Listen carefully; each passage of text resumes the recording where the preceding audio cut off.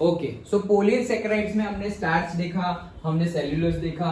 Now third हम देखते हैं polysaccharides, that is glycogen. Okay, ये भी हम देखते थे, याद हो तो, मतलब ये वर्ड हमने देखा हुआ है बायोलॉजी में। ओके, पहले 10th में बात कर रहे हैं ग्लाइकोजन। अच्छा, the carbohydrates are stored in the animal body as glycogen. तो जो कार्बोहाइड्रेट, जैसे कि हम अगर ज्यादा, हमारी जो फैट होती है, ओके, तो सबसे पहले अगर हम बहुत ज्यादा कार्ब खा रहे हैं, ओके, सब में मोस्टली कार्ब होता ही है, ओके, किसी में ज्यादा किसी में कम, लेकिन से व्हीट है बहुत भर के होता है, ओके, कार्बोहाइड्रेट्स, राइस है भर के होता है, मतलब किसी में कुछ होगा, किसी में कुछ, किसी में स्टार्च ज्यादा है तो किसी में कुछ माल्टोस ज्यादा है, कुछ ना कुछ ज्यादा होगा, ओके, लेकिन इन शॉर्ट है क्या वो कार्बोहाइड्रेट्स।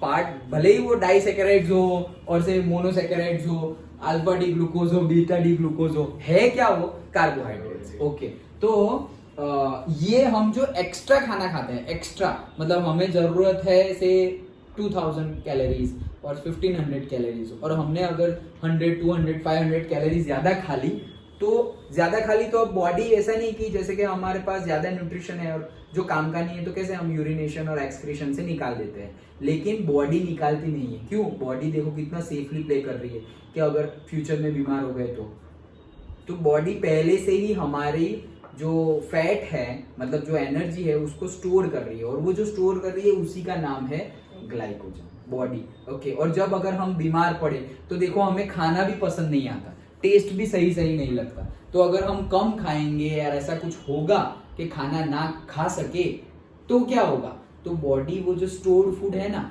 उसमें से एनर्जी गेन करेगी। ओके, इसीलिए जब बीमार होते हैं ना तो बॉडी मास हमारा कम होने लगता है। क्यों? क्योंकि वो एक्स्ट्रा मास जो था ना वो कम हो रहा है, एक्चुअल में मास कम नहीं हो रहा है। इसीलिए अगर कोई मोटे लोग होंगे और बीमार हो गए ना तो थोड़े बहुत पतले हो जाएंगे, और फिर जैसे ही बीमारी खत्म हुई फिर से खाना पीना शुरू, तो वापस वो ग्लाइकोजन स्टोर हो जाएगा। अच्छा, it is also known as animal starch because its structure is similar to the amylopectin, जो हमारा amylopectin था C1C4 C1C4 और एक C1C6, ओके, उसके जैसा स्ट्रक्चर है, and is rather more highly branched. तो इसमें amylopectin में एक ब्रांच थी, सिर्फ एक, C1C4 C1C4 C1C4, और दूसरे में से C1C6, एक ब्रांच थी, लेकिन इसमें एक नहीं बहुत सारी हाईली ब्रांच्ड होगी। Okay, it is present in the liver, muscles and brain. तो ये याद रखना पूछा जाता है कि ग्लाइकोजन कहाँ होता है, तो ब्रेन में भी होता है, लीवर में भी होता है और मसल्स में भी होता है। मैं जो अभी बात कर रहा था स्टोर करने की, वो मसल की बात कर रहा था, ब्रेन और लीवर की बात नहीं कर रहा था। ओके, तो मसल में भी होता है। When the body needs glucose, जब बॉडी को ग्लूकोज चाहिए, मतलब एक्चुअली ग्लूकोज बॉडी को चाहिए और तुम खा नहीं रहे हो, तो क्या होगा, वो अंदर से ले लेगी। Enzymes break the glycogen down to the glucose, क्योंकि है क्या, ग्लाइकोजन भी क्या है, पॉलीसैकेराइड्स, और पॉलीसैकेराइड्स में लॉन्ग चेन होगी, लॉन्ग चेन में है क्या, ग्लूकोज। अभी बॉडी को ग्लूकोज की जरूरत है और तुम ग्लूकोज खाने से मना कर रहे हो, तुम्हारा टेस्ट चेंज हो गया, तुम्हें मीठा खाना पसंद नहीं है, तुम आइसक्रीम नहीं खा रहे हो और तुम ग्लूकोज खा ही नहीं रहे हो, तुम चाय नहीं पी रहे हो, दूध नहीं पी रहे हो, कुछ नहीं, ग्लूकोज बहुत ही कम कर दिया।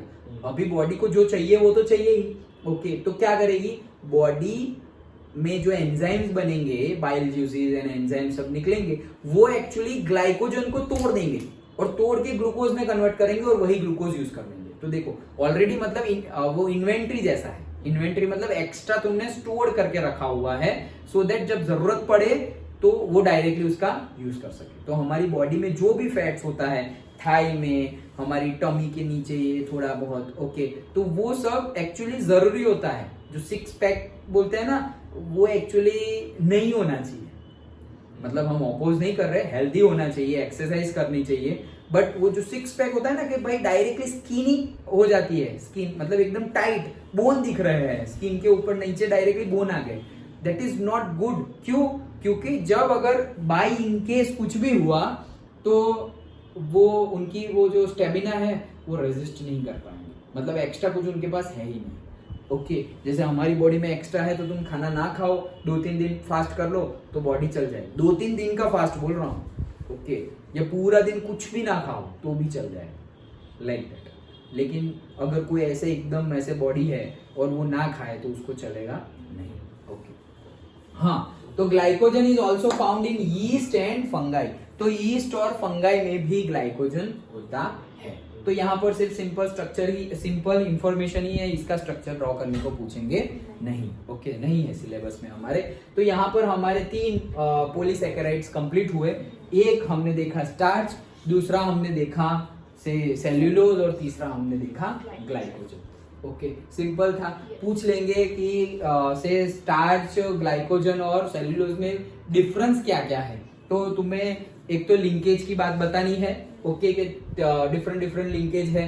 तो सब में भाई सपोज C1 C4 लिंकेज तो सेम हो गया, लेकिन वहां पर अल्फा डी का स्टार्च में अल्फा ग्लूकोज था और से सेल्यूलोज में बीटा ग्लूकोज है। और पर्टिकुलरली ग्लाइकोजन में अगर अल्फा है तो वो अल्फा भी कैसा है, मतलब कंटिन्यूअसली है और बहुत ज्यादा हाईली चेन, ब्रांच्ड चेन। मतलब जो हमने स्टार्च में पढ़ा एमाइलोज एंड एमाइलोपेक्टिन, तो एमाइलोपेक्टिन में सिर्फ एक दूसरी ब्रांच थी, C1 C4 तो था ही, लेकिन उसके साथ साथ एक कनेक्टेड था C1 C6, एक ही थी। और यहाँ पे हाईली ज्यादा ब्रांच होगी, हाईली ब्रांच होगी। That is the difference. कहाँ होता है, मसल में होता है, लीवर में होता है, ब्रेन में होता है।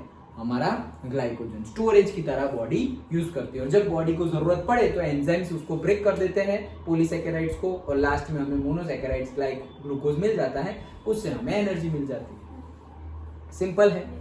ओके, तो पक्का हमने सब कुछ डिस्कस किया, याद रह गया ना। ओके।